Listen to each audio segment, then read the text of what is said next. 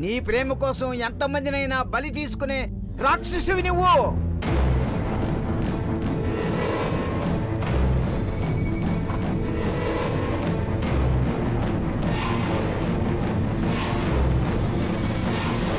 లోపల ఉన్నవి మామూలు ఆత్మలు కావు, అవి నిన్ను వదిలిపెట్టవు.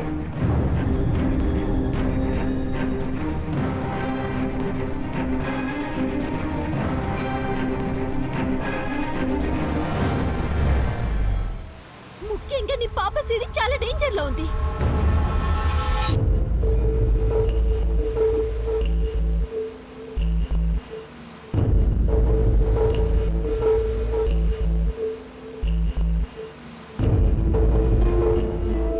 నీ ఇంట్లో ఒక దయ్యం ఉంది, అది చంపుతుంది.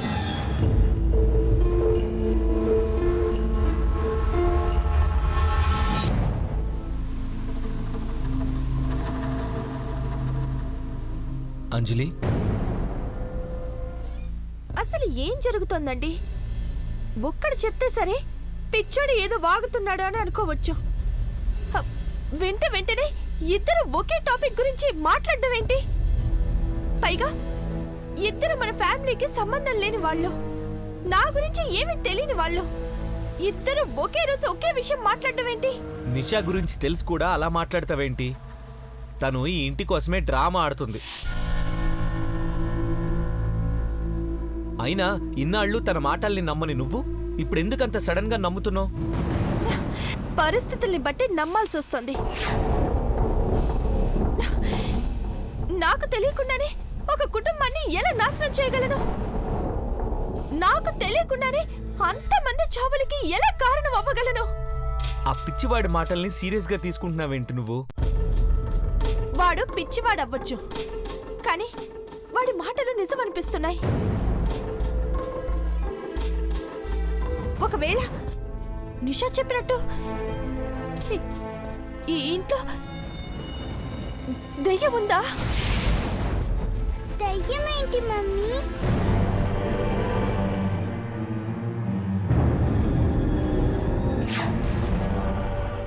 నిజంగానే దయ్యాలుంటాయా మమ్మీ?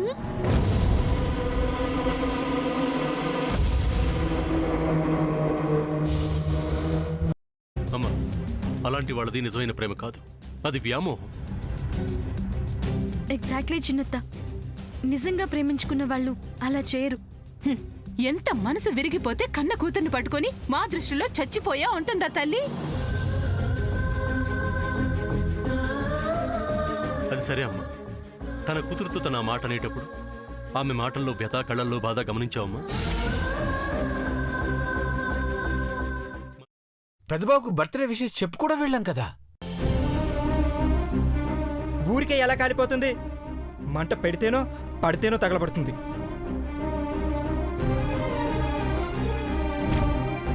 కరెక్ట్ చిన్నబాబు, నీకొచ్చినట్టే నాకు డౌట్ వచ్చింది.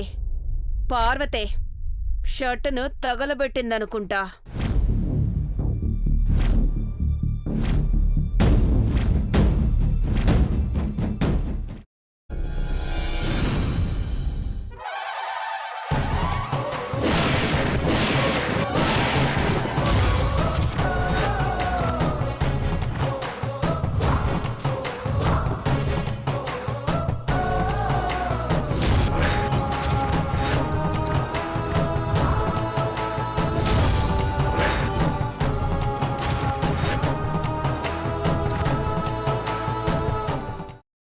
కున్న తర్వాత పొట్టు తీసేసి చాప్ చేసి పక్కన పెట్టుకోవాలి. ఒక ప్యాన్లో కొద్దిగా నూనె వేడి చేసి అందులో ఆవాలు, మినప్పప్పు, శనగపప్పు, కరివేపాకు, సన్నగా తరిగి పెట్టుకున్న ఉల్లిపాయలు వేసుకుని 1 నిమిషం పాటు వేయించుకోవాలి. ఆ తర్వాత కాల్చి కట్ చేసి పెట్టుకున్న వంకాయని కూడా అందులో వేసుకుని బాగా మిక్స్ చేసి బౌల్లోకి ట్రాన్స్ఫర్ చేసుకుని అందులో తగినంత చిక్కటి పెరుగు లేదా పల్చటి పెరుగు వేసుకుని మిక్స్ చేసి అన్నంతో కానివ్వండి, చపాతీతో కానివ్వండి సర్వ్ చేసినా చాలా బాగుంటుంది.